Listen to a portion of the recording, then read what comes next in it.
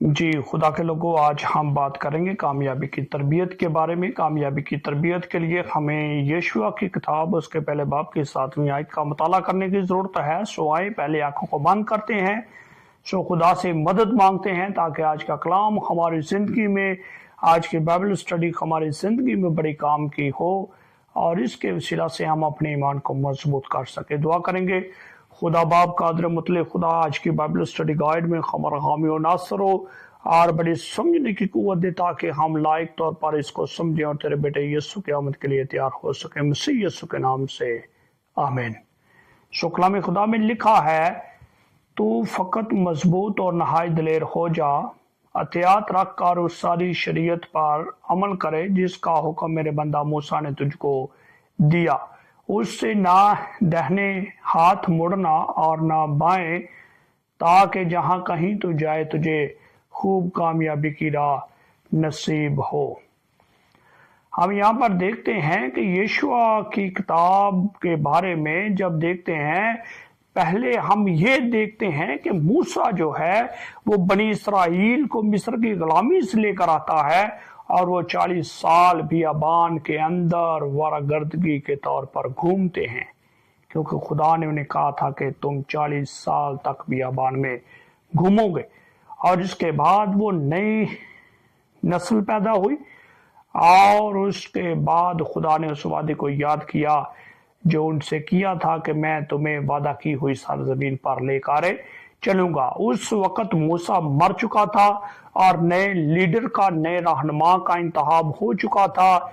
यीशुआ की फतह मंदी की इब्तिदा के पहले नए रहनुमा और नए नस्ल को फिर से खुदा पर भरोसा रखने की बड़ाहट दी जाती है कि जैसा कि मौजूदा नस्ल किनानी आसमानी किनान की सरहद पर खड़े हैं, खुदा की पुकार अब भी जोर आवर तरीके से जारी है, फकत मजबूत और दलेर हो जा। जब हम यीशुआ की किताब का तारफ पढ़ते हैं तो हम देखते हैं कि पहली 3 आयत हमें बताती हैं। जब पहली आयत को पढ़ते हैं तो लिखा है, और खुदावंद के बंदा मूसा की वफात के बाद ऐसा हुआ कि खुदावंद ने उसके खादम नौन के बेटे यीशुआ से कहा।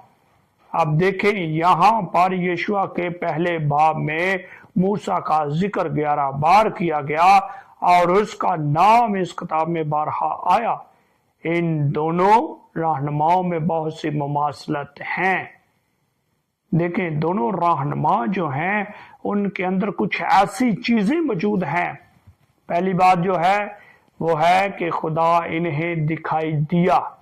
अगर मूसा को खुदा दिखाई दिया तो यीशुआ को भी खुदा दिखाई दिया। दोनों को जूतियां उतारने का हुक्म दिया गया और फिर खुदा ने उनके वादे किए कि वो उनके साथ होगा। वादा किया, दोनों को ईद फसा, दोनों ने ईद फसा मनाई। दोनों पानी के बीच से खुशक जमीन पर गए और एक के दौर में मन बरसाया गया और दूसरे के वक्त में मन खत्म हो गया। और फिर मुल्क में जासूसी के तौर पर जासूस भेजे गए, यानी ये दोनों के वक्त में ऐसा हुआ।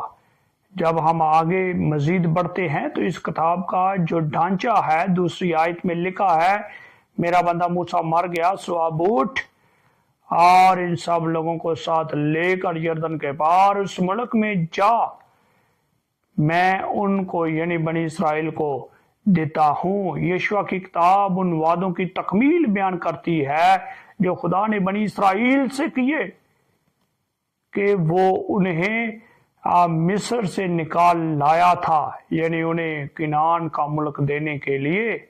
पहला बाब इस किताब को 4 हिस्सों में तकसीम किया गया है, यानी पहला किनान में दाखिल होना, दूसरा किनान पर कब्जा करना, तीसरा जमीन की तकसीम और फिर खुदा की शरीयत की वफादारी के जरिए वफादारी, फरमाबरदारी के लिए के जरिए वफादारी, यानी ये तकसीम 4, ये किताब 4 हिस्सों में तकसीम की गई। और फिर हम देखते हैं कि यीशुआ का मिशन जो है वो तीसरी आयत हमें बताती है, खुदा के वादे वारिस, वादों के वारिस जिस जिस जगह तुम्हारे पांव का तलवा टिके उसको जैसा मैंने मूसा से कहा मैं तुमको दिया है।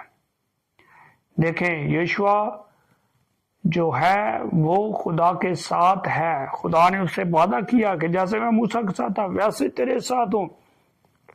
और यहाँ पर खुदा की पेशगोई के मौजूदा दौर में बात करता है। किनान के मतलब खुदा इस तरह बात करता है जैसे वो उन्हें दे दिया गया है। इसका मतलब ये है कि खुदा ने उन्हें फतह की मुकम्मल यकीन दहानी कराई है कि उन्हें उन सरहदों को याद दिलाया जो फतह तक पहुंच जाएंगी।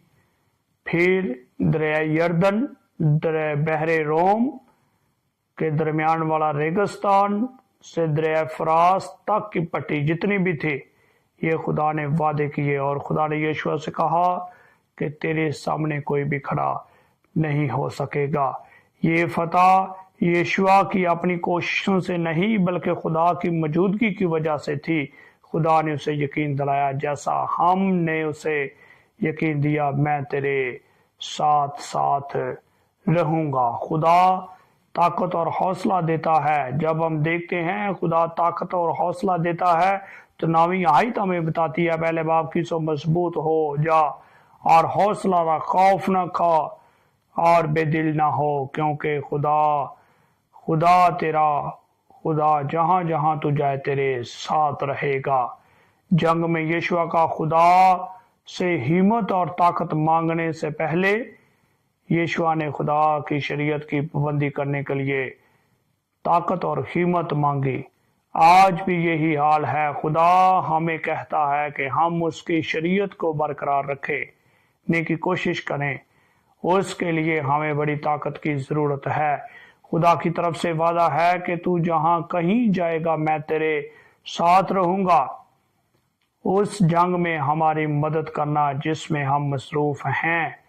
ये कोई जिस्मानी जंग नहीं, हमें खून और गोश्त से कुश्ती नहीं करना, बल्कि हुकूमत वालों और अख्तियार वालों और इस दुनिया की उन तारीखी के हाकमों और शरारत की उन रूहानी फौजों से जो आसमानी मकामों में हैं। ऐसा करने के लिए हमें ज़रूरी हथियार मुहैया कर कामयाबी का मरकज़ खुदा पर मुकम्मल भरोसा करना है। ऐसा करने से हमें हर रोज उसके साथ तल्लक कायम रखना है।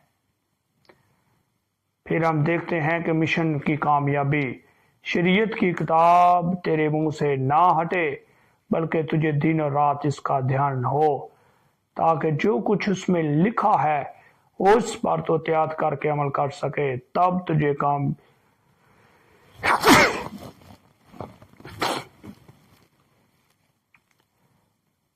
शरीयत की ये किताब तेरे मुंह से ना हटे, बल्कि तुझे दिन और रात इसी का ध्यान हो, ताकि जो कुछ इसमें लिखा है उस पर तू त्याग करके अमल कर सके, क्योंकि तब ही तुझे इकबाल मंदी की राह नसीब होगी और तू खूब कामयाब होगा। खुदा के नुक्ता नज़र से कामयाबी इंसानी नुक्ता नज़र से कामयाबी के लिए मुंतफक है।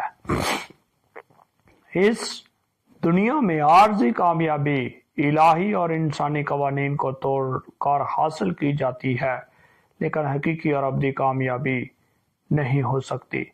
अगर हम खुदा की शरीयत में बयान करदा असूलों और इक़्तिदामात पर अमल करेंगे तो कामयाब होंगे, लेकिन ये नजात कामों से नहीं, हरगिज नहीं।